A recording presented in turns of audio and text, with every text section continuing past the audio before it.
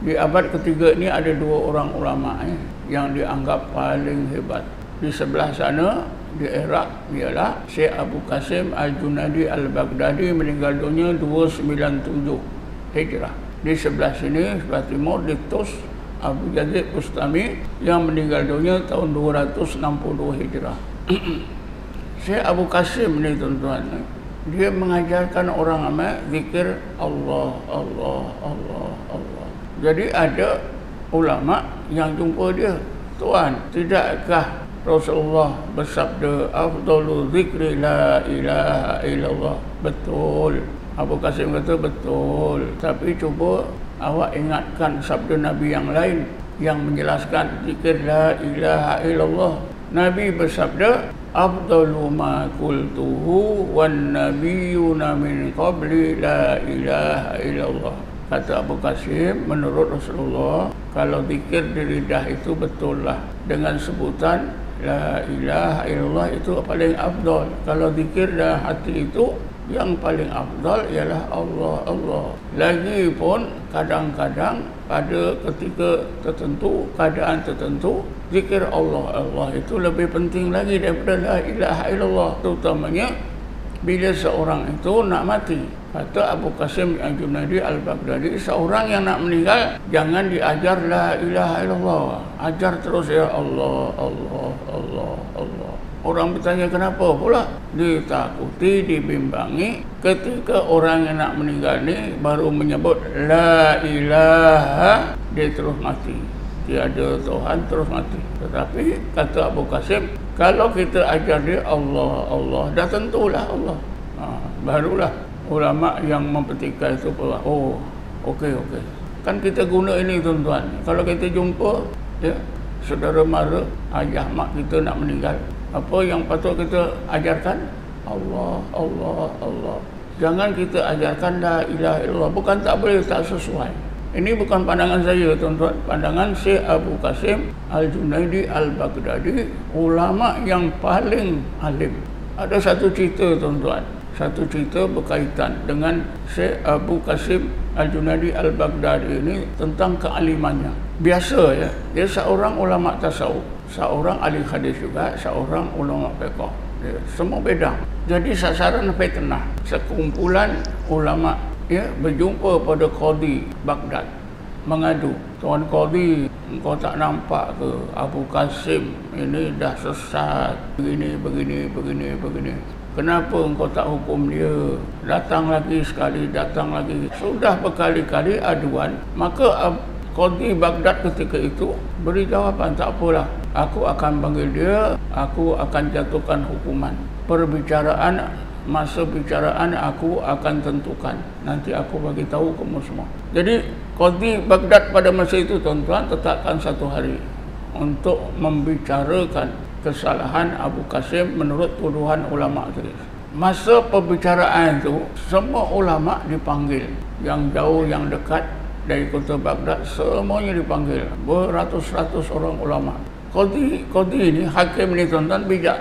Dalam pembicaraan itu, bila hakim ini bangun, sebelum aku sebutkan secara terperinci kesalahan Abu Qasim yang kamu sampaikan kepada aku ingin bertanya terlebih dahulu kepada seluruh ulama yang hadir dalam pembicaraan ini. Pertanyaan aku senang saja dan senang untuk dijawab. Siapakah di antara ahli ulama yang ramai begini yang merasa dirinya lebih alim daripada Abu Qasim? Cuba bangun. Semua menikus tuan-tuan. Tak ada seorang pun. Diulang lagi pun tak ada yang bangun. Ulang lagi. Jadi hakim ni bijak ya. Kalaulah seluruh ulama yang hadir pada hari ini tak ada yang lebih alim daripada Abu Qasim, kalau aku jatuhkan hukuman salah pada Abu Qasim, rasanya di seluruh dunia tidak ada orang alim lagi dah. Jadi terlepaslah. Maknanya tuan-tuan, perbicaraan itu confirmkan Abu Qasim adalah orang yang paling alim di zamannya. Jadi antara petuanya ialah bila seorang itu nak meninggal dunia, hendaklah ditalkinkan dengan zikir Allah, Allah, Allah. Dan saya gunakan tuan-tuan, saya gunakan. Ada banyak kelebihan. Tapi tujuan saya bukan nak ajar itu saja, nak yakinkan kita semua berzikirlah dengan zikir Allah. Saya ada banyak pengalaman lah ya. Bila orang yang nak meninggal tu kita apa itu ajar Allah. Sekiranya orang yang sakit ini, nazak ini meninggal dalam keadaan sebut Allah, kesannya sangat baik. Kesan baiknya itu Allah zahirkan, boleh kita saksikan. Antara kesannya apa? Kalau benar-benar orang meninggal itu dalam keadaan menyebut Allah, mayatnya tidak akan jadi keras. Walaupun sudah berjam-jam. Ya. Seorang jemaah saya, namanya lagi Osman.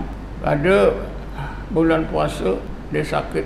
Bila nak sembahyang maghrib, lepas berbuka, dia rasa tak selesa. Dia nak jadi imam, isterinya jadi makmum.